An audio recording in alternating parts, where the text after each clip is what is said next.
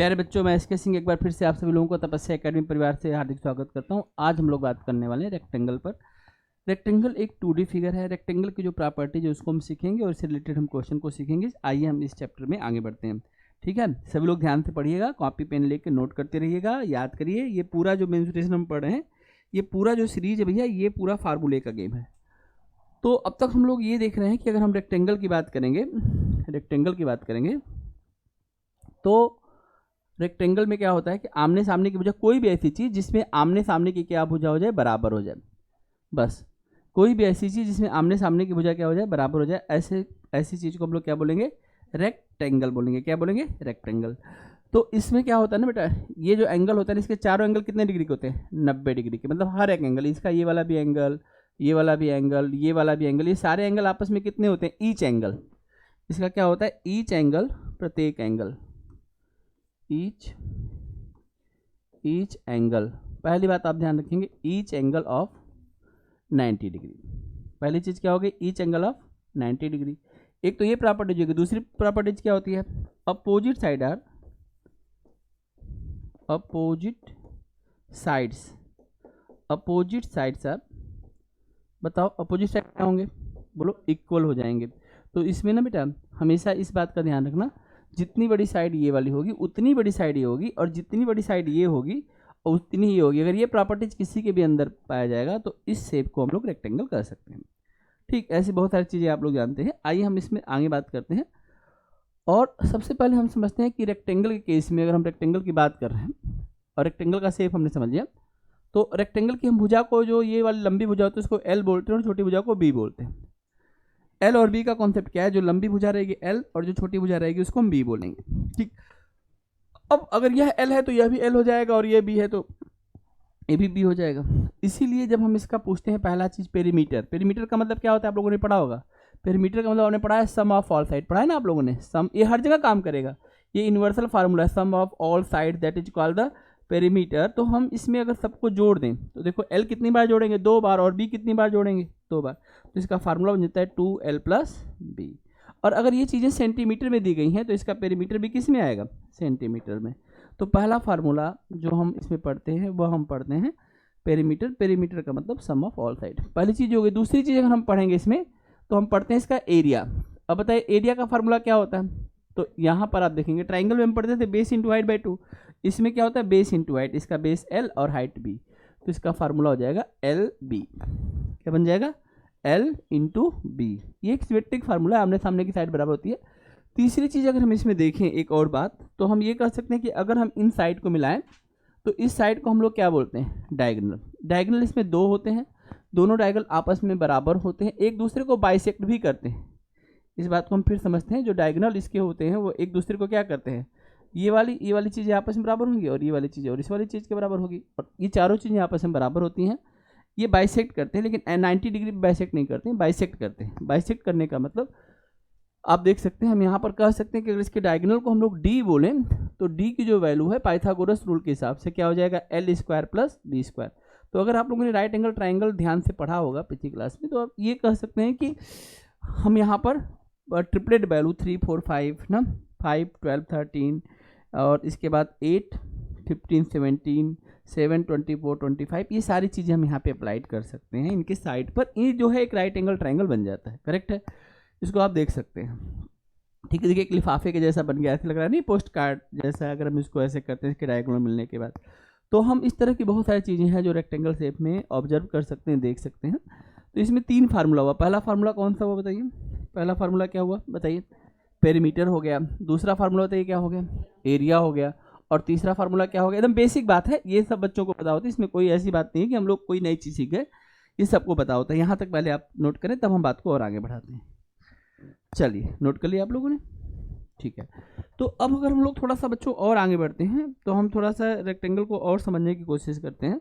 तो हम सबसे पहले इसमें एक क्वेश्चन कर लेते हैं, फिर हम आगे बढ़ेंगे। तो हम मान लीजिए क्वेश्चन ले लेते हैं, आप एक क्वेश्चन कर लीजिए, क्वेश्चन लिख लीजिए। एल की वैल्यू इसमें गिवन है और बी की वैल्यू आपके पास गिवन है, और ये 3 चीज़ें आपको निकालनी। कौन सी 3 चीज़ें निकालनी है, पी निकालना है, ए निकालना है और डी निकालना है। ठीक है, तो चलिए हम इसको कर लेते हैं। ठीक है, एल की वैल्यू यहाँ पर 36 सेंटीमीटर है और बी की जो वैल्यू हमारे पास है वो 15 सेंटीमीटर है। And question is asking about the P A and D. आपको पी ए और डी की वैल्यू बतानी है, आप इसको बता सकते हैं।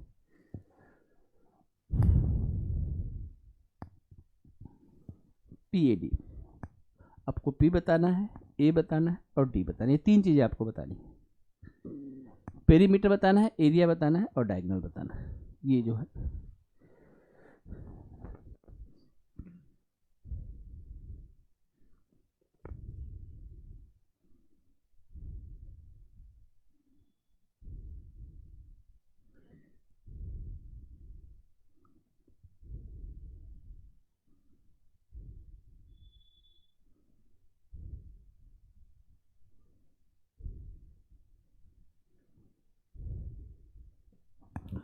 चलिए आगे होगा। पेरीमीटर क्या होता है? सम ऑफ ऑल साइड होता है। अगर इसको जोड़ दें 30, 10, 40, 50, 51 कितना आ जाएगा? 102 आ जाएगा, 102 और ये सेंटीमीटर में आ जाएगा। एरिया होता है एल इंटू बी। अगर हम इसको 36 में 36 में अगर हम 15 का मल्टीप्लाइड कर दें तो हम आराम से बता सकते हैं। तो 18, 36, 54, 540 आ जाएगा। लेकिन ये ध्यान रखना एरिया है तो 540 सेंटीमीटर स्क्वायर। और डायगोनल अगर आपने निकाला होगा तो मुझे लग रहा है कि 39 सेंटीमीटर आ जाएगा, 39 सेंटीमीटर आ जाएगा, 39 सेंटीमीटर। इसको आप इस तरह से निकाल सकते हैं।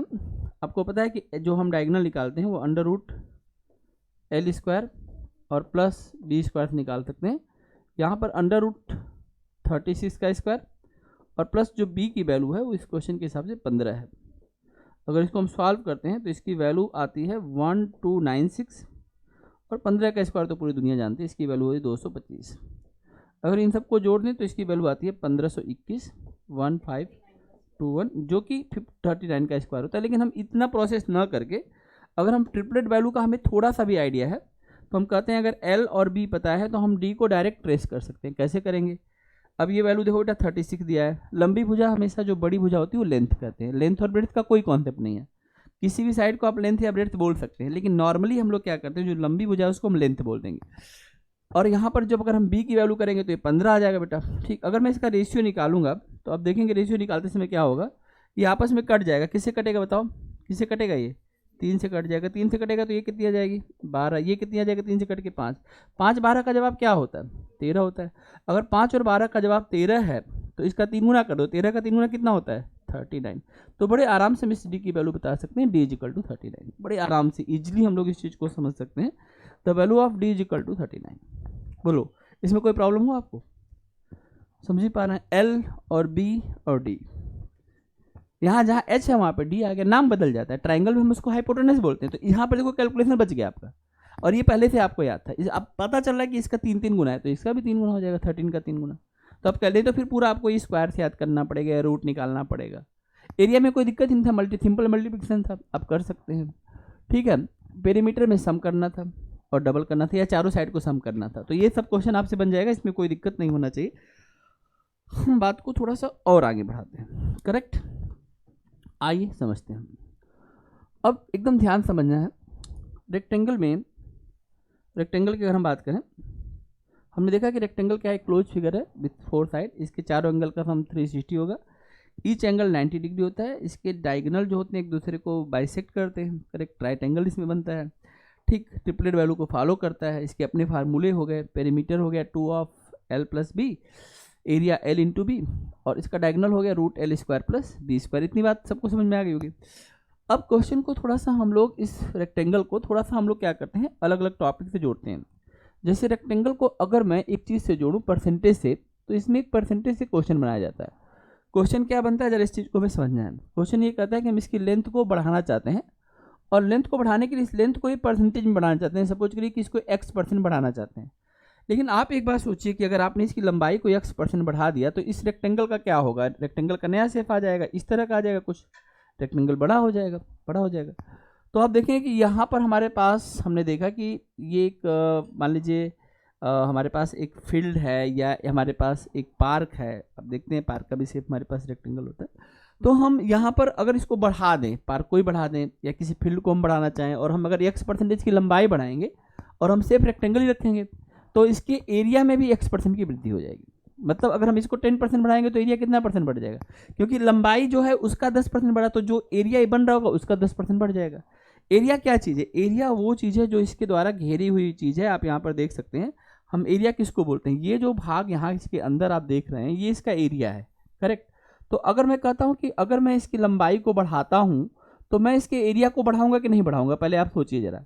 अगर इसका लेंथ में चेंजेज होगा तो इसका एरिया बढ़ेगा कि नहीं? बिल्कुल बढ़ेगा। आप कहेंगे बिल्कुल सर बढ़ेगा।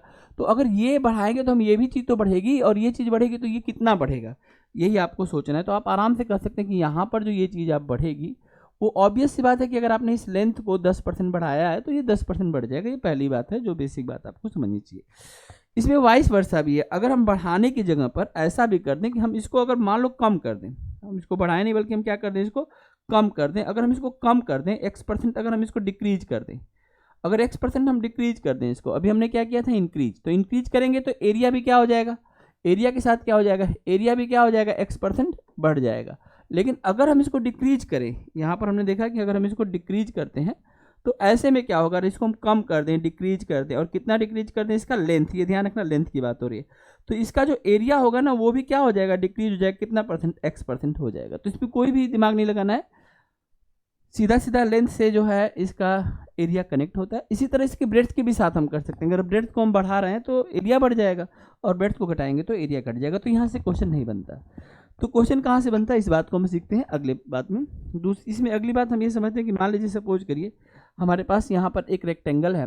मैं इसको बना लेता हूँ, ये रेक्टेंगल शेप है। इस रेक्टेंगल में हम क्या करते हैं, इसमें डबल चेंज करना चाहते हैं। डबल चेंज का मतलब क्या हुआ, इस बात को समझेंगे। अगर हम इधर इस चीज़ को x% का चेंज कर दें और इधर इस चीज़ को हम y% का चेंज कर दें। आप लोगों को याद होगा कि हम लोगों ने परसेंटेज में एक चेंज पढ़ा था जिसको हम बोलते थे सक्सेसिव चेंज। तो सक्सेसिव चेंज क्या होता है? जब भी किसी चीज़ को एक चेंज करने के बाद दूसरा चेंज किया जाए तो हम या तो पहले लंबाई बढ़ाएंगे फिर विड्थ को बढ़ाएंगे, या हम विड्थ को बढ़ाएंगे फिर लंबाई को बढ़ाएंगे। तो इसमें ऑटोमेटिक सक्सेसिव चेंज लग जाएगा। सक्सेसिव चेंज के 4 फार्मूले थे, आप लोगों को याद है चारों फार्मूला? जब हम दोनों बढ़ाते हैं, जब हम दोनों घटाते हैं, जब हम एक बढ़ाते हैं और एक घटाते हैं, या हम दोनों घटाते हैं। ऐसे आपने बताया होगा ना आपको फार्मूला है, पहले को बढ़ाएं दूसरे को, या दूसरे को बढ़ाएं पहले को घटाएं। तो वो चीज़ यहाँ पर एकदम लागू हो जाएगी। तो हम अगर मान लीजिए सपोज करिए पहला केस ले लेते हैं कि हमने x और y% बढ़ाया, तो इससे जो इसके एरिया में जो चेंज होगा, चेंज इन एरिया, वो कितना चेंज होगा, यही क्वेश्चन बनता है। अगर हम इसके एरिया में देखें, चेंज इन एरिया में, और यहाँ पर हमने दोनों x y को पॉजिटिव रखा है, तो ऐसे मामले में जो चेंजेज होता है वो x प्लस y, और प्लस क्या हो जाएगा बताओ, एक्स वाई अपॉन में क्या हो जाएगा? 100% का चेंज होता है। आई बात समझ? इतना परसेंट का चेंज हो जाएगा, करेक्ट। तो देखो इसमें लेंथ ब्रेड्थ से कोई मतलब ही नहीं है, ठीक है। आइए इसको नोट करते हुए हम क्वेश्चन लिखते हैं। आप लोग एक क्वेश्चन लिखिए और हम बात को आगे बढ़ाते हैं। देखिए, length and breadth of rectangle, length and breadth of rectangle, length and breadth of rectangle increase 20% and 10% respectively, increase 20% and 10% respectively. How much percentage change on its area? How much percentage change on its area? Hindi में लिखेंगे आयत की लंबाई और चौड़ाई में how much percentage change on its area। Hindi में लिखेंगे आयत की लंबाई और चौड़ाई में क्रमशः 20% और 10% की वृद्धि की जाती है। बताएं इसके क्षेत्रफल में कितने प्रतिशत का चेंज होगा। तो इसमें आपको बहुत ज़्यादा मेहनत नहीं करना बच्चों, आपने एक बड़ा सिंपल सा तरीका निकालेंगे। आप कहेंगे ठीक है इसको हम ऐसे कर लेते हैं। कैसे करेंगे आप लोग? यक्स की वैल्यू यहाँ पर हमारे पास क्वेश्चन में यक्स की वैल्यू हमें 20% दी गई है, और वाई की वैल्यू कितनी दी गई? 10%। अगर हम फार्मूले में जाते हैं तो फार्मूला में कहता है कि 20 + 10 इतना तो होगा, थोड़ा सा और होगा, थोड़ा सा और कितना हो जाएगा? 20 × 10 और बटे में क्या हो जाएगा बताओ? 100। और जब इसको हम सॉल्व करेंगे तो इसकी वैल्यू कितनी आ जाएगी? 32%। ठीक, 32%। इस क्वेश्चन को 3-4 तरीके से बनाया जा सकता है। पहला तरीका मैंने बता दिया, अब आपको दूसरा तरीका बताना है। दूसरा आप बता देंगे तो तीसरा मैं बताऊंगा, फिर चौथा आपको बताना पड़ेगा, है ना? सही नहीं, ईमानदारी की बात है ना। एक तरीका मैंने बता दिया, अब एक आप बताइए। अब आपको खोजना है कि इस क्वेश्चन को बनाने का दूसरा तरीका क्या है। पूजा जी बताइए। पढ़ाए हैं, और ये चारों तरीका पढ़ाए हैं आपको, ऐसा नहीं कि नहीं पढ़ाए हैं, परसेंटेज में इसको जरूर पढ़ाए हैं। पहला तरीका में डायरेक्ट है, फार्मूला से आप रख सकते हैं। एक्स और वाई का जो चेंजेज होगा उसको यहाँ पे पुट कर लेंगे, और x + y + xy / 100 पढ़ें इसीलिए ना कि भाई सीख सकें और बता सकें आगे। बताइए तो इसका दूसरा तरीका क्या होगा? बोलो बोलो जल्दी बोलो। चलो मैं ही बता देता हूँ। हम मान लेते हैं कि शुरू में इसका एरिया 100 रहा होगा, और 100 को अगर मैं 20% बढ़ाता हूँ तो इसकी वैल्यू कितनी हो जाएगी, 120% हो जाएगी। और दूसरी साइड को अगर मैं 10% बढ़ाता हूँ तो इसकी वैल्यू कितनी हो जाएगी। यहाँ पर एक चीज़ और भी देख लेना, जब हम कमी के लिए बात करेंगे ना, जैसे हमने कहा 20% कमी तो 80/100, 10% कमी तो 90/100, 10% इंक्रीज आप चाहे कितनी बार भी इंक्रीज डिक्रीज करें उससे कोई दिक्कत नहीं होगा। ये फार्मूला आप यहाँ पे कर सकते हैं। अगर आप इसको सॉल्व करेंगे तो मुझे लगता है इस 100 से तो ये 100 कट जाएगा, और वाइस वर्सा ये दोनों जीरो भी आपस में कट चुके होंगे, तो इसकी वैल्यू आ जाएगी 132।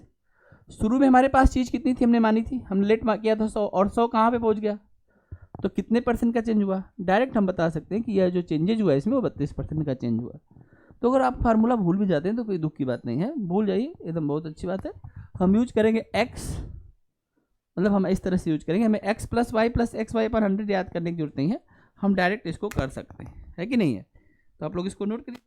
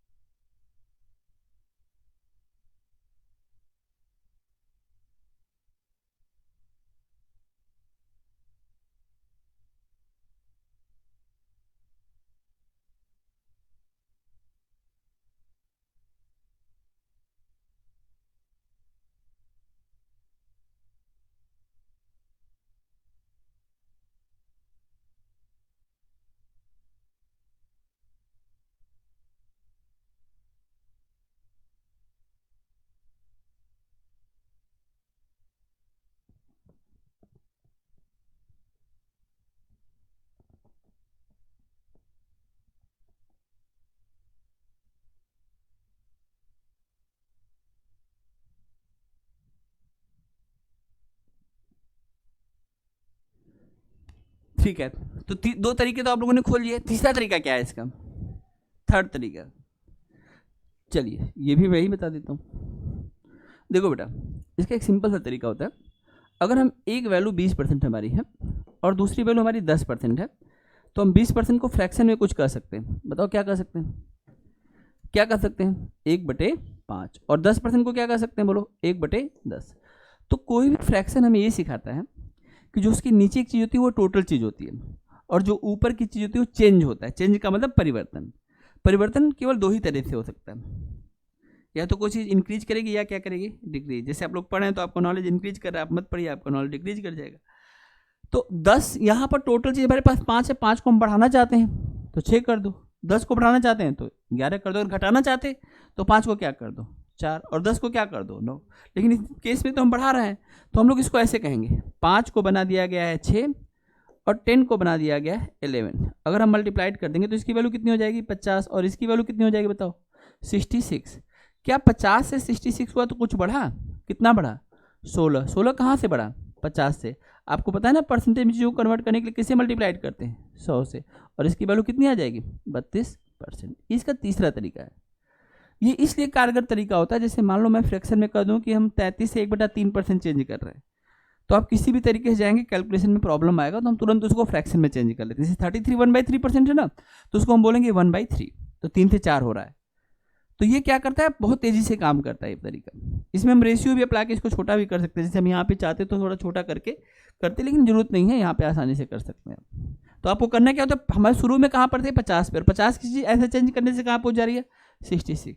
अगर 50 से कोई चीज़ 66 पे चला गया तो कितना चेंजेज हुआ 16। कहाँ से चेंज हुआ, परसेंटेज निकालने के लिए कैसे मल्टीप्लाइड करेंगे 100 से। इसकी वैल्यू कितनी आ जाएगी 32%।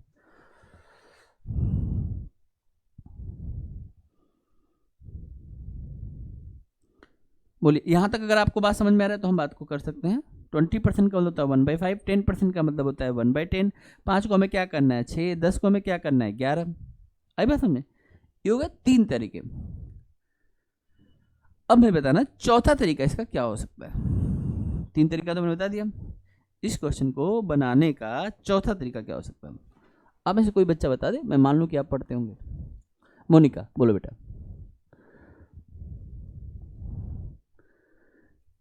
ठीक है, तो खुशी बताएंगे। खुशी बोलो बेटा। आप लोग नहीं बोलेंगे तो कैसे काम चलेगा? परसेंटेज में पढ़ाए जरूर होंगे।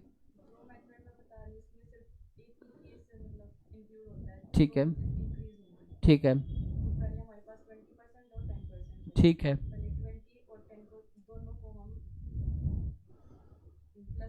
बहुत अच्छा, ठीक है, ठीक है, ठीक है, तो हर जगह काम करेगा।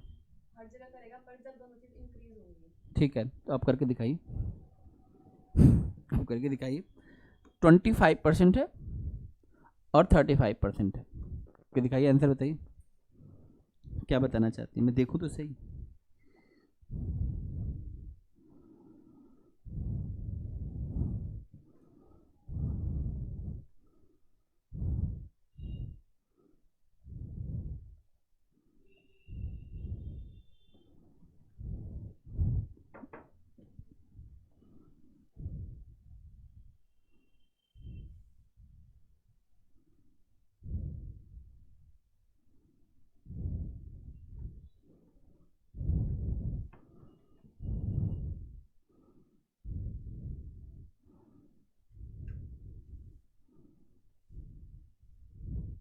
क्या हुआ, कैलकुलेशन में प्रॉब्लम आ रही है? कितना आंसर है? हाँ, ठीक बोल रही है, बताइए।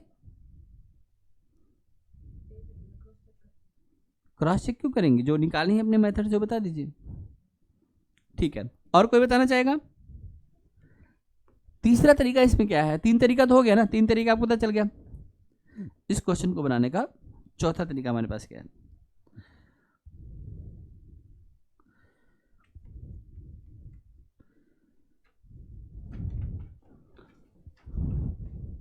देखिए, ध्यान से देखिए, अगर आपको कुछ भी नहीं समझ में आता है और आपको पता है कि इसमें दो चेंजेस किया गया है, तो आप इसमें क्या करते हैं, मान लेते हैं कि हमारे पास शुरू की चीज़ हमारे पास 100 रही होगी।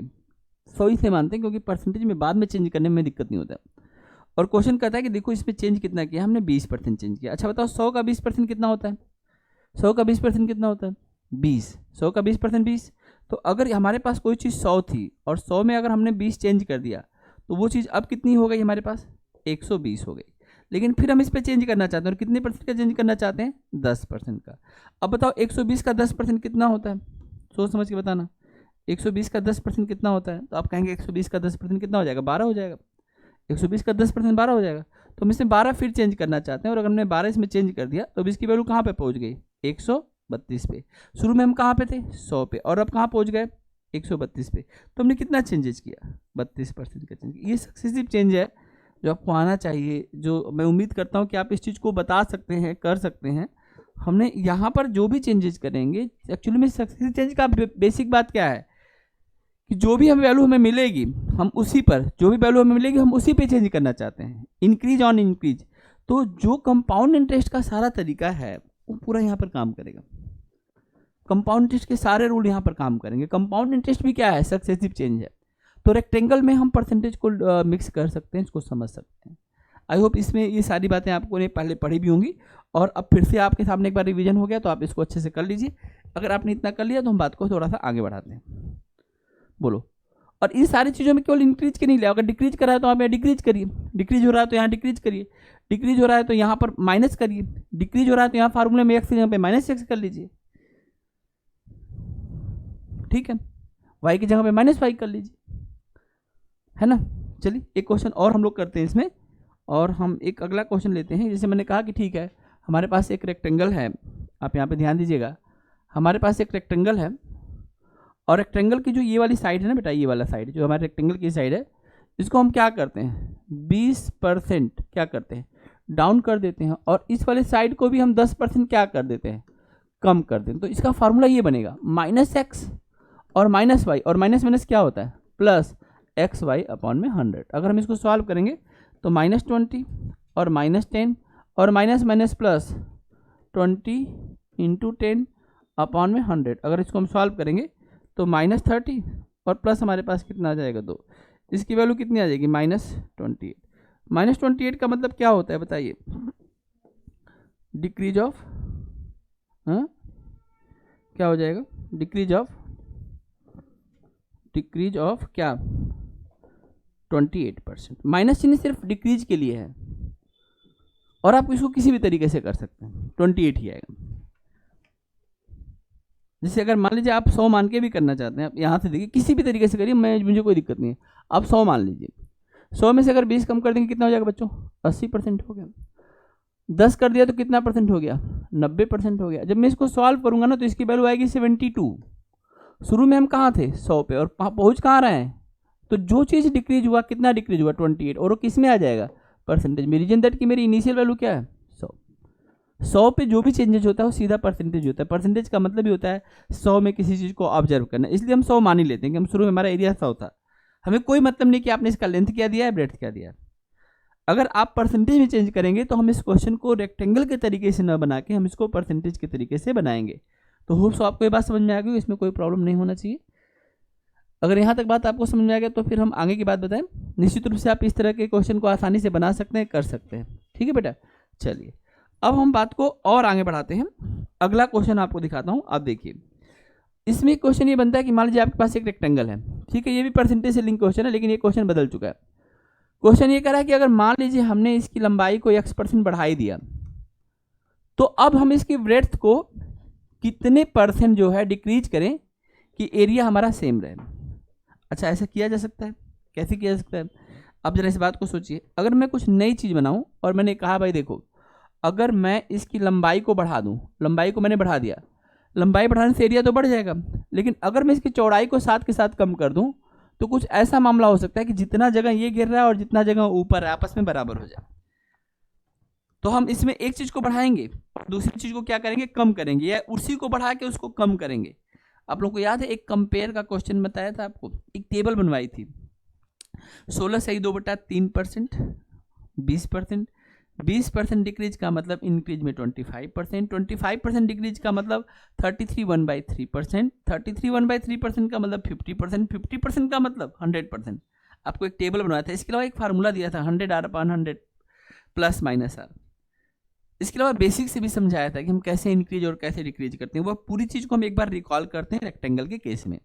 ठीक है, तो हम लोग सबसे पहले इस बात को समझते हैं कि अगर हम इसको x% बढ़ाते हैं तो इसकी साइड को कितना कम करेंगे, इसको कम करके बढ़ाएंगे तो इस पर एक फार्मूला काम करता है, और वहाँ पर ना बेटा हम इसको x% न करके बल्कि हम r% कहते हैं कि अगर हमने r% का इंक्रीज किया है तो हमें डिक्रीज कितना करना पड़ेगा। तो इसका फार्मूला होता है 100R/100 प्लस R, और ये इससे क्या निकलेगा हमारा, इससे हमारा निकलेगा डिक्रीज। लेकिन ये तो डिक्रीज आप निकाल लिया।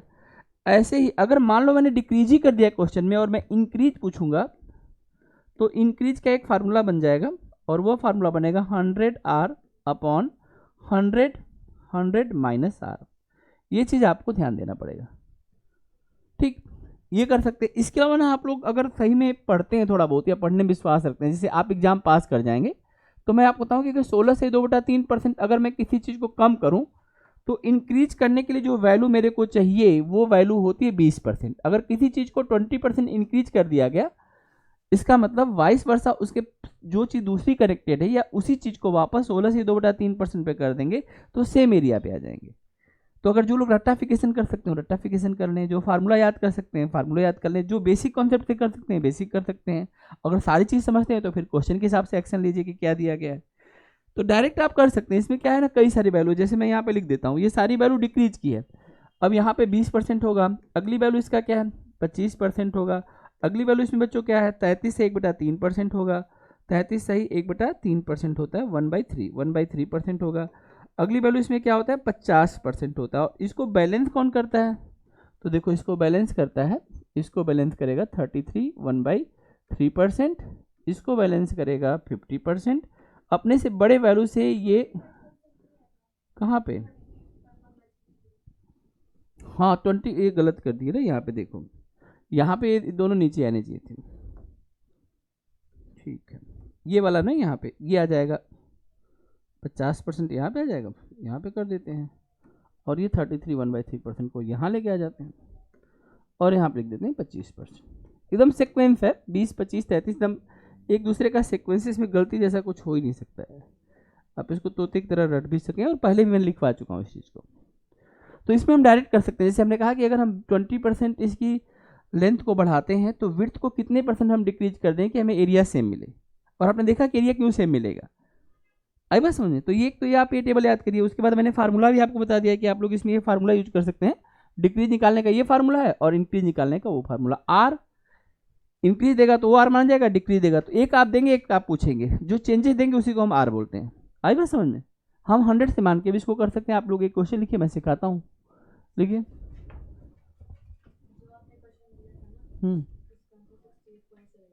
ठीक है, वेरी गुड। अब ये सब आपको समझ में आ रहा है? तो लिखिए, क्वेश्चन लिखिए। लिखिए, सभी लोग लिखेंगे क्वेश्चन। लिखिए। लिखिए, length of rectangle, length of rectangle decrease 20%, length of rectangle decrease 20%, then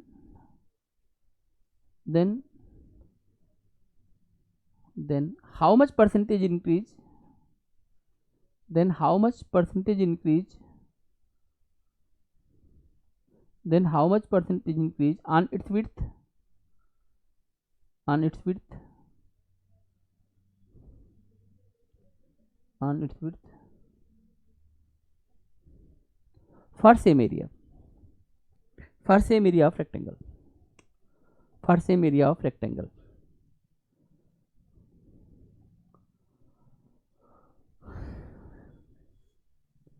बोलो बेटा। हाँ क्या? 25%। कैसे पता चला आप लोगों को? बोला we have a list. Sir क्या बात करते हैं आप? ये 20% है, 25% होगा। आप डिक्रीज हो गया, हम इंक्रीज की वैल्यू हमेशा बड़ी होती है। आप इसे लेकिन हम इसको अगर मान लो, अगर हम बेसिक तरीके से करना चाहें, या मैं फार्मूले से दिखाता हूँ कि अगर हमें क्या पूछा गया था, हमसे इंक्रीज पूछा गया था, तो इंक्रीज का फार्मूला हो जाएगा 100, और मान लीजिए आर की वैल्यू 20 दी गई है, और नीचे 100 माइनस 20 80 हो जाएगा। जब इसको तुम 20 से कटाओगे तो 4 बार आएगा, और 100 को 4 से डिवाइड कर दोगे ना बेटा, 25% आ जाएगा। तो ये कहीं तो फार्मूला है आपके पास में, जिससे आप चीज़ों को पता कर सकते हैं। एक तो आपके पास ये तरीका 100R/100 माइनस आर, इससे कर सकते हैं, लिस्ट से कर सकते हैं। इसके अलावा मैं एक बेसिक कॉन्सेप्ट भी समझा देता हूँ। बेसिक कॉन्सेप्ट हमसे ये कहता है कि अगर मान लीजिए आपने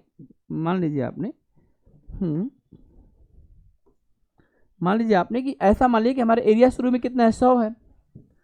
एरिया हमारा शुरू में कितना है, 100 है। 100 को आप शुरू में क्या करना चाहते हैं? कम करना चाहते हैं। कितना कम करना चाहते हैं? आप कहते हैं कि मैं इसमें 20% कम करना चाहता हूँ। कर दो भाई। अब 100 का 20% कितना होता है? 20 ही होता है। तो हम कहाँ पहुँच जाएंगे? 80 पे। आप चाहते क्या है कि हम 80 से वापस 100 पे आ जाए। सेम एरिया का मतलब क्या हुआ? आप अपनी इनिशियल वैल्यू पर आना चाहते हैं। तो मैं कह रहा हूँ कि अगर मैं 80 से 100 की तरफ आऊँगा तो मुझे कितना वैल्यू बढ़ाना पड़ेगा? 20। कहाँ से बढ़ाना पड़ेगा? 80 से। परसेंटेज में देखने के लिए किससे मल्टीप्लाइड करना पड़ेगा? 100 से। और जब मैं इसको सॉल्व करूँगा तो इसकी वैल्यू कितनी आ जाएगी? 25%। कोई भी दो चीज़ें जो एक दूसरे को कंट्रोल करती हैं, उसमें परसेंटेज का ये टेक्निक काम करता है। यहाँ पर रेक्टेंगल को बनाने में, फॉर्मेशन करने में दो साइड का रोल है, लेंथ और ब्रेड्थ का। तो अगर हम लेंथ के अंदर कुछ भी चेंज करेंगे तो उसको बैलेंस ब्रेड्थ कर सकता है। या लेंथ को बढ़ा के अगर हमें लेंथ को कम करना है तो हम बढ़ा तो मान लीजिए कम कर देंगे 20%, और फिर बढ़ाना है तो फिर 25% बढ़ाएंगे। या 25 बढ़ा दिया तो फिर 20 कम करना पड़ेगा। तो इसमें किसी भी साइड में हम दो बार अगर चेंज करें, और वहीं सेम एरिया के लिए, तो सेम एरिया के लिए ये कॉन्सेप्ट होता है। क्वेश्चन समझ में आया? तो इसका आंसर कितना आ जाएगा? 25%। आप 100 बेसिक मान के करिए, कोई दिक्कत ही नहीं है। 100R/100 प्लस माइनस आर से कर सकते हैं, रट के कर सकते हैं, या फिर आप कॉन्सेप्ट से भी इसको कर सकते हैं। यहाँ तक आप में से किसी बच्चे को कोई प्रॉब्लम नहीं होना चाहिए। बोलिए, कर लेंगे? हम बात को थोड़ा सा और आगे बढ़ाते हैं। हमने अब तक देखा कि रेक्टेंगल को परसेंटेज से हमने कैसे कनेक्ट किया और हमने क्या क्या चीज़ें सीखी। आइए हम कुछ और देखते हैं। बच्चों देखो, ये रेक्टेंगल है। रेक्टेंगल की बहुत सारी शेप हैं जो आप बहुत अच्छे से जानते भी हैं आप सभी लोग। हमारे दैनिक जीवन में बहुत सारी चीज़ें हैं जिनका शेप हम रेक्टेंगल शेप में हम देख सकते हैं, रेक्टेंगुलर शेप में। अब मान लीजिए कि हमारे पास एक पार्क है। क्या है? एक पार्क है।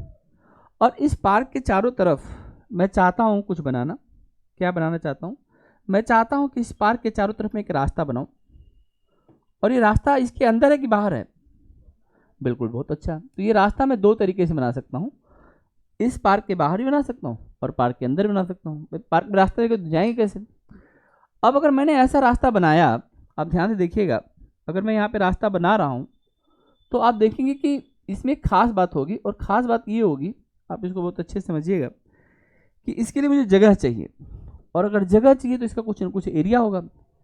अगर मान लो मैं कहता हूँ कि मेरे पास एल की वैल्यू 40 मीटर है, सपोज करिए, मैं फिर से इसको लिखता हूँ, मैं कहता हूँ मेरे पास एल की वैल्यू 40 मीटर है और इसकी बी की वैल्यू 30 मीटर है, और मैं रास्ता सपोज करिए 2 मीटर चौड़ा, बहुत अच्छा रहेगा, 2 मीटर वाइड में एक रास्ता बना देता हूँ जिसमें हम इसके चारों तरफ आए जाएं।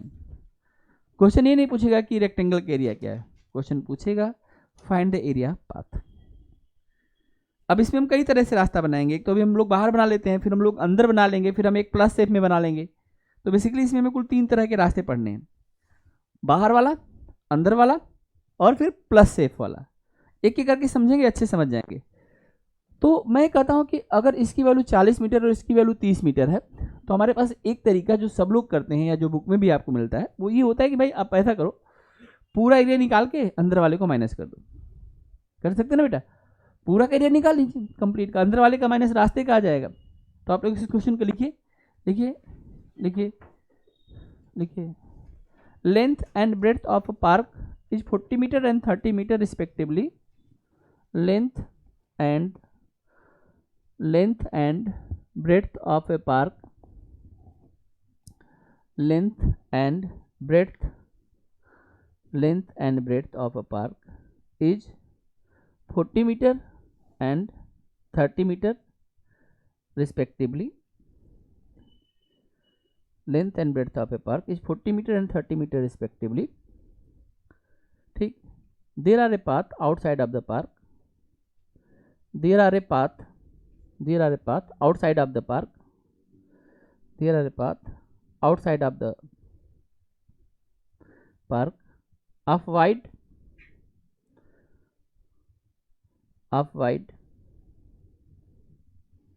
2 meter.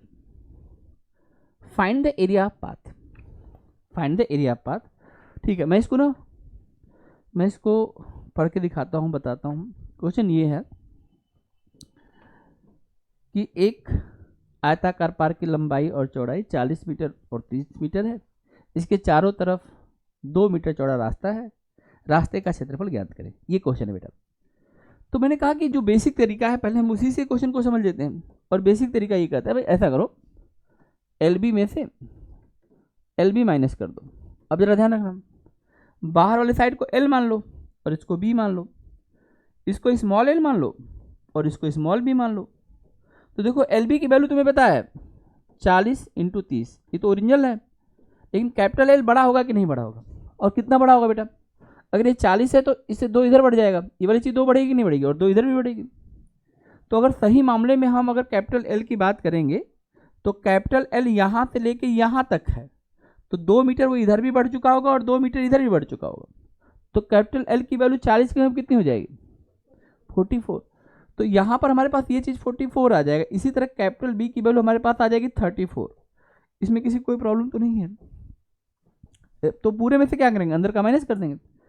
अब इसमें सबसे बड़ी मुश्किल क्या होती है ना, जो आप फेस करते हैं, अगर मुझे 34 में 44 का मल्टीप्लाइड करना तो इसमें टाइम लगेगा बेटा।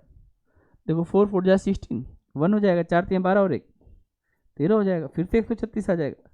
अगर मैं इसको सॉल्व करूंगा, यहाँ पे 6 आ जाएगा, यहाँ पे 9 आ जाएगा, यहाँ पे 4 आ जाएगा और 1 आ जाएगा। बेसिकली इसकी वैल्यू मेरे पास 1496 आएगी, 1496। इसमें जो चीज़ मैं माइनस करना चाहता हूँ वो मैं 1200 माइनस करना चाहता हूँ, और मैं इसको अगर सॉल्व करूँगा तो इसकी वैल्यू कितनी आ जाएगी? 296। तो एरिया ऑफ द पाथ जो आएगा, एरिया ऑफ जो पाथ जाएगा वो आएगा 296। हाँ, चूंकि एरिया है तो ये किस में आ जाएगा? एरिया किस में आ जाएगा? मीटर स्क्वायर में। इसमें कोई प्रॉब्लम नहीं होनी चाहिए आपको। ये किसका एरिया है? इस पाथ का एरिया है। लेकिन अगर हम इस कैलकुलेशन को नहीं करना चाहें और फिर हम निकालना चाहें, तब कैसे करेंगे? तब इस बात को बहुत ध्यान से हम लोग सुनेंगे और बहुत अच्छे से समझेंगे। मैं इस पूरे रास्ते के साथ एक काम करता हूँ और आप उसको बहुत ध्यान से देखिएगा और समझिएगा भी कि हम क्या करने वाले हैं। हम सबसे पहला काम क्या करते हैं इस रास्ते के साथ में, कि हम इसको 4 पट्टियों में तोड़ देते हैं। देखो ये पहली पट्टी, और इतनी बड़ी पट्टी जो है ऊपर भी एक बनेगी, जरा ध्यान देखना, अगर ये ऑब्जर्वेशन आप कर सकते हैं तो आप बिना पेन चलाए इस क्वेश्चन के आंसर तक जा सकते हैं। मैथ पूरा ऑब्जर्वेशन होता है। ऐसे इस रास्ते को अगर मैं यहाँ देखना चाहूँगा तो ये पूरा मेरे पास एक पट्टी आ जाएगा और यहाँ से मेरे पास एक पट्टी और आ जाएगी। इन पट्टियों की खास बात क्या है, जितना एल है उतना ही एल है। और अगर ये 2 मीटर है तो अगर मैं एक का निकालूंगा दूसरे का अपने आप, जैसे अगर ये 40 × 2 है तो मैं बड़े प्यार से इस भाई साहब को ये कह सकता हूँ कि आपकी जो वैल्यू होगी वो होगी 120 नहीं, 120 नहीं, 40 × 2 होगा ना 80, ये 80 होंगे और ये भाई साहब ये 80 होंगे और ये वैल्यू भी 60 होगी और ये वैल्यू भी 60 होगी। अगर 80 और 60 को जोड़ो तो 140, 140 का डबल कहा कितना हो गया 280। तो 280 तक तो पहुंचने में आप लोगों को कोई दिक्कत नहीं होगा। लेकिन आप देखेंगे आंसर 280 नहीं है, आंसर 296 है। तो आपने देखा कि अभी तक हमने पट्टियों को लिया है, 4 पट्टियों को, लेकिन हमने चारों कोने छोड़ रखे हैं। बेसिकली हमारे ऑब्जर्वेशन में जब हम इस लंबाई को ले रहे हैं तो ये कोना छूट जा रहा है। तो यहाँ पर जो चीज़ छूट रहा है उसको देखो, एक तो ये कोना छूट चुका होगा जो तुम नहीं किए होगा कैलकुलेशन, एक ये वाला कोना छूट चुका होगा, एक ये वाला कोना छूट चुका और ये वाला, क्योंकि रास्ते में 4 कोने भी तो है तभी तो पूरा रास्ता बनेगा। और इस कोने का साइज क्या है 2x2, और 2x2 में कितना एरिया बनेगा 4, तो 4 इसका बनेगा, 4 इसका बनेगा, 4 इसका बनेगा और 4 इसका बनेगा, 4 चौका 16। अगर इसमें हम इसको जोड़ दें चारों कॉर्नर को तो इसकी वैल्यू कितनी हो जाएगी 296। अगर ये बात आपको कॉन्सेप्ट समझ में आया तो ये कैलकुलेशन हमें आसान पड़ता है। मैथ में केवल यही नहीं सीखना है कि हाँ आंसर आ गया बस हम बस सफल हो गए, नहीं, कंपटीशन में आने के बाद हम इस बात को सोचते हैं कि हम किसी चीज़ को जल्दी कैसे कर पाएंगे और सटीक कैसे करेंगे। समझ में बात? तो इसीलिए आपको सेकेंड ओपिनियन लेके चलना पड़ेगा जगह जगह पर जहाँ पे संभावना बनेगी। तो फिर से हम समझेंगे, जैसे हमें तुरंत समझ में आएगा 80 60 इतना तो मन में कर सकते हैं। अब दिमाग में आ गया यार 80 और 60 140, उसका डबल करना पड़ेगा जैसे पेरीमीटर से करते हैं, क्योंकि इसका फॉर्मेशन ही पेरीमीटर से हो रहा है। तो 280 पहुंच गए। अब ऑप्शन में देखते रहेंगे, 280 से ज़्यादा, थोड़ा से ज़्यादा कोई होगा एक खट से मार देंगे, ठीक। और कितना ज़्यादा होगा, हर कॉर्नर 2x2 का है, क्योंकि 2 मीटर इधर से 2x2 4 हो जाएगा, तो 4 चौका 16। इस तरह से इसे हमको पट्टी पट्टी मान के हमने जोड़ लिया। और पहला तरीका क्या था, पूरे में से अंदर का माइनस किया, दोनों अलग बातें हैं, इसलिए इसके तरीके हमारे पास हो गए 2। अब आपका डिपेंड करता है कि आप इस क्वेश्चन को तो बना के आएंगे। अगर आपका कैलकुलेशन फास्ट है तो आप पहला तरीका अपना लें। अगर आपके अंदर समझ विकसित है और आप किसी चीज़ को गंभीरता से समझ सकते हैं तो आप दूसरे तरीके को फॉलो कर सकते हैं। ये दोनों बातें आपके सामने हैं। उम्मीद करता हूँ कि आपको ये चीज़ें समझ में भी आ रही होंगी, इसमें कोई प्रॉब्लम नहीं होगा। बोलो बेटा क्या कहना चाहते हो तुम? ओके रिपोर्ट है, आगे बढ़ सकते हैं? चलो तो आगे बढ़ते हैं, यहाँ तक ठीक है। चलो तो अब अगला क्वेश्चन लिख लो, इसको नोट कर लो, फिर मैं दूसरा क्वेश्चन देता हूँ उसको बनाओ, फिर देरी मत करो, जल्दी से दूसरा क्वेश्चन लिखो। फिर लिखो लिखो, दूसरा क्यों लिखोगे, इसी क्वेश्चन का बी पार्ट लिख लो, इसी क्वेश्चन का बी पार्ट लिख लो। लिखो बी पार्ट, बी पार्ट में लिखो if the path is inside of the park, if the path is inside of the park then find the area of path। यहाँ पर जो पाथ है, यहाँ पर जो पाथ है, हमने यहाँ पर एरिया ऑफ पाथ, ठीक है, यहाँ हम बोलते हैं रास्ते का क्षेत्रफल, रास्ते का क्षेत्रफल। ये पहली चीज़ है जो आप यहाँ पर देख पा रहे हैं। लेकिन यहाँ पर हमारा रास्ता किधर है, रास्ता हमारा किधर है, क्या है, बाहर था। कहाँ था, बाहर था। और अब हम क्या चाहते हैं कि हमारा रास्ता कहाँ हो, अंदर हो। तो भाई इस बात को समझने के लिए हम फिर से एक बार दोबारा से आपके सामने इस फिगर को लेके आते हैं, और मैं पूरा विश्वास है कि आप इस पहले कॉन्सेप्ट को समझें तो इसको भी आप समझेंगे। ये हमारे पास 40 दिया गया है, ये हमारे पास 30 दिया गया है, और बनाते हैं एक रास्ता छोटा सा पतला सा, यहाँ पर रास्ता बना लेते हैं। रास्ता हमारा जो है भाई ये 2 मीटर का है, थोड़ा हम इसको चौड़ा कर लेते हैं, इतना भी आप समझे गए होंगे चीज़ों को। ये रास्ता बाहर नहीं है, ध्यान दीजिए ना, ये रास्ता कहाँ है, अंदर है, ठीक है, ये रास्ता अंदर है और इसकी चौड़ाई वही है 2 है, पहले भी 2 थी अब भी 2 है, करेक्ट। ऐसे मामले में मैं आपको बताऊं कि आप क्या करेंगे। अब ये वाली जो बाहर वाली चीज़ है ना भाई, ये वाली चीज़ देखो, अब हमारे पास क्या हो जाएगा, यहाँ पर जब हम इसका एरिया निकालते हैं तो एरिया निकालने के लिए हमें क्या चाहिए, बाहर वाले में से अंदर वाले को माइनस करेंगे। अब बाहर वाला हमें पता है कि ये एल है और ये बी है, अंदर वाले को हम एल डैश मान लेते हैं और इसको बी डैश मान लेते हैं। अगर ये पूरा 40 था तो अंदर वाले के लिए 2 इधर से कम हो जाएगा और 2 इधर से कम हो जाएगा, तो इसकी वैल्यू 36 हो जाएगी, और बाहर वाले के लिए इसकी वैल्यू बी की डैश की वैल्यू कितनी हो जाएगी, 26 हो जाएगी। तो हम ये कह सकते हैं कि एरिया आप अगर पाथ निकालना है, इसमें हमें किसका निकालना है, एरिया पाथ का निकालना है। और ये पाथ कैसा है, ये आउट में नहीं है, ये पाथ कहाँ है, इनसाइड है, ध्यान रखना। तो इसमें हम एल बी में से ही एल डैश और बी डैश को क्या करेंगे, माइनस कर देंगे। तो सबसे पहले हम इसी मेथड को अपनाते हैं और इस क्वेश्चन को करने का प्रयास छोटा सा करके देखते हैं कि क्या मिला हमें। तो यहाँ पर 40 × 30, इसमें तो दिक्कत नहीं होगा, जल्दी मल्टीप्लाइड कर लेंगे। यहाँ पर जब आप करेंगे तो 36 × 26 होगा, तो ये इसकी वैल्यू 1200 आ गई है, पूरा एरिया कंप्लीट। और 1200 में से अगर इस कैलकुलेशन के साथ आगे बढ़ें, और कैलकुलेशन हमारा 36 × 26 है, पहले आप 6 से करेंगे जैसे आप करते हैं, 36 3 आ जाएगा, 18 और 3 19 तो 96 हो जाएगा, 2 से करेंगे 72 हो चुका होगा। यहाँ पर बेटा 6 आ जाएगा, 9 तो 11 1 हो जाएगा, 7 1 8 1 9। तो बेसिकली इसकी वैल्यू हमारे हिसाब से 916 जैसी कुछ आ जाएगी। और अब इसको माइनस करते हैं, माइनस करने के बाद इसकी कुछ वैल्यू आएगी, कितनी आ जाएगी भाई, 200 और 200 कितना आ जाएगा, 284। 284 क्या, सेंटीमीटर स्क्वायर, सेंटीमीटर नहीं मीटर में दिया गया होगा क्योंकि पार्क है। हाँ क्या बोल रही हैं, कुछ बताना चाहते हैं आप, गलत हो गया, देखते हैं। 6 आ जाएगा, 9 और अच्छा यहाँ पे गलती होगा, 6 6 36 3 आ जाएगा, 6 3 18 18 और 3, हाँ यही सब देखो कैलकुलेशन मिस्टेक है। देखिए अगर आप कैलकुलेशन मिस्टेक करेंगे तो काम गड़बड़ हो जाएगा।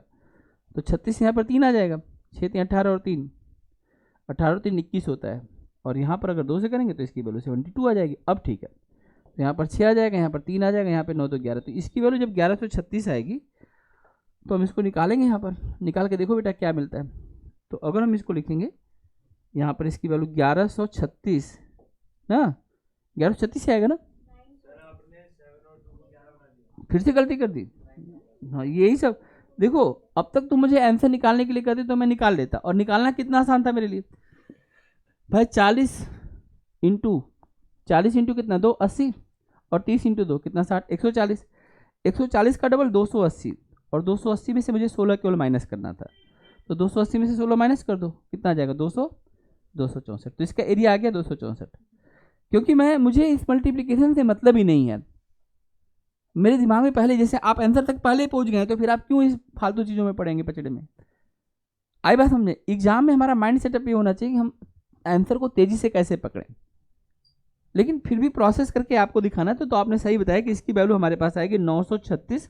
और बेटा यहाँ से ना हम वापस क्या करेंगे, वैसे आप लोग देखे नहीं, आप लोग लास्ट में मुझे गलती करने देते और देखते कि आंसर क्या मैं लाता हूँ तो मैं आंसर प्रॉपर 264 ही लेके आता, फिर आप कहेंगे सर 2 गलतियाँ कर दिया ना, माइनस माइनस प्लस कर दिया ना, उससे कोई फर्क नहीं, बस ये आपके लिए प्रोसेस दिखा रहा हूँ कि ये सब होता है। करिए भैया 936 ठीक है, लेकिन ये भी सही करना चाहिए। वैसे कितना आ जाएगा इसकी वैल्यू बताओ, 264। अब आप करके देखो कि इसकी वैल्यू 264 आ रही कि नहीं आ रही है, या कहाँ पर गलती है। लेकिन मैं कह रहा हूँ कि मैं हमेशा इस मेथड को, जैसे मैं इस चीज़ को देखता हूँ, मैं छोटी छोटी पट्टियों को देख सकता हूँ कि यहाँ पे रेक्टेंगल शेप की कई सारी पट्टियाँ बन रही हैं, और जितना नीचे का बनेगा उतना ऊपर बनेगा, जितना इस साइड का बनेगा उतना उस साइड का बनेगा। मामला यहाँ कि जब ये इन साइड में बनता है तो ये कॉर्नर माइनस हो जाएगा। क्यों माइनस होता है ये मैं समझा देता हूँ कि माइनस क्यों होता होगा। रीजन दैट ये होता है बेटा कि जब देखो हम इस पूरी चीज़ को निकालते होंगे यहाँ से यहाँ तक, और जब यहाँ से निकालते हैं तो ये चीज़ें हम फिर यहाँ से निकालते हैं, तो ये वाली चीज़ हमारे पास 2 बार आ जाती है, इसमें भी ये चीज़ शामिल होगी और इसमें भी शामिल होगी, इसलिए मैं कॉर्नर को माइनस करना होता है। तो हमारा जो भी आंसर आएगा, जैसे आपने कहा कि सर इसमें अगर हम निकालेंगे तो सपोज करिए इसकी वैल्यू हमारे पास 80 है, यहाँ पर अगर हम करेंगे तो इसकी वैल्यू आ जाएगी 60 है, ये भी हमारे पास 80 है, और ये भी हमारे पास कितना है 60। अगर हम इन सबको जोड़ दें तो इसकी वैल्यू आ जाएगी 280। तो इसका आंसर 280 से कम होगा, कितना कम होगा, एक कॉर्नर 2/2 का होता है और 4 कॉर्नर है, तो इसमें से हम 16 को माइनस करेंगे और इसकी वैल्यू हमारे पास आ जाएगी 264, 264, और एरिया मीटर स्क्वायर में होगा क्योंकि यहाँ पे साइड जो है वो मीटर में दिया गया है। आई बात समझ में, इस तरह से आप तेजी से इसको कर सकते हैं।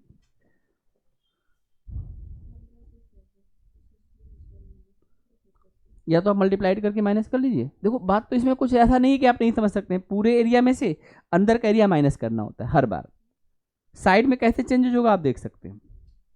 हम क्या करते हैं, चारों कॉर्नर को अगर बाहर की तरफ होगा तो क्या करेंगे, प्लस करेंगे, और चारों कॉर्नर अगर अंदर की तरफ होंगे तो क्या कर देंगे, उसको माइनस करेंगे। समझ में आई बात? यहाँ तक बात आपको समझ में आ गया? चलो बेटा, अगर ये सब चीज़ें आपको समझ में आ गया तो इसमें एक केस है वो भी हम लोग पढ़ लेते हैं। एक केस इसी में है कि इसी क्वेश्चन का आप सी पार्ट लिखेंगे। लिखे, देखो, find the area of the path, find the area of the path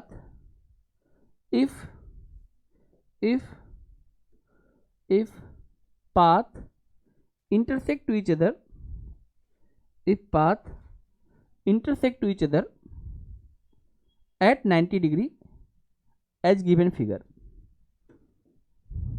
if path intersect to each other at 90 degree as given figure, correct है। इस पूरे मामले में अगर हम इस बात को थोड़ा समझने की कोशिश करें तो देखो बेटा, क्वेश्चन सेम ही चल रहा है। क्वेश्चन में क्या है, ये चीज़ हमारे पास कितनी है, 40 मीटर की है, और ये चीज़ हमारे पास कितने मीटर की है, 30 मीटर की है। तो मैं जब इस क्वेश्चन को देखता हूं तो मैं कहता हूं भाई ये देखो ना, एक रेक्टेंगल पट्टी फिर से बन गई, और इस रेक्टेंगल पट्टी की लंबाई 40 होगी और विड्थ 2 है, तो इसका एरिया कितना हो जाएगा बताओ, 80 हो जाएगा। ऐसे यहां पर भी एक पट्टी बन चुकी है, ये पूरा एक पट्टी बन चुका है, और इसकी जो ये लंबाई का काम कर रहा होगा 30 इंटू 2 कितना हो जाएगा, 60। 80 और 60 कितने हो गए बोलो, 140। तो मुझे पता है इसका आंसर 140 से कम होगा, क्योंकि इंटरसेक्ट करेंगे, जहाँ इंटरसेक्ट करेंगे तो ये वाला एरिया इसमें भी आएगा और ये वाला एरिया इसमें भी आएगा, और ये है कितना, 2/2 का, 2/2 का कितना होता है, 4। तो इसकी वैल्यू 140 से 4 कम हो जाएगी, तो 140 से 4 कम कर लो बेटा। तो अगर हम इसमें से काम करेंगे तो इसकी वैल्यू आएगी 136, और ये किस में आएगा, क्योंकि ये चीज़ें मीटर में है तो एरिया किस में आ जाएगा। तो इस तरह से हम एरिया ऑफ पाथ निकाल सकते हैं, एरिया ऑफ पाथ। ठीक है भाई, हिंदी में बोल सकते हैं रास्ते का क्षेत्रफल। इसमें कोई प्रॉब्लम तो पूछिए, नहीं तो हम बात को आगे बढ़ाएं।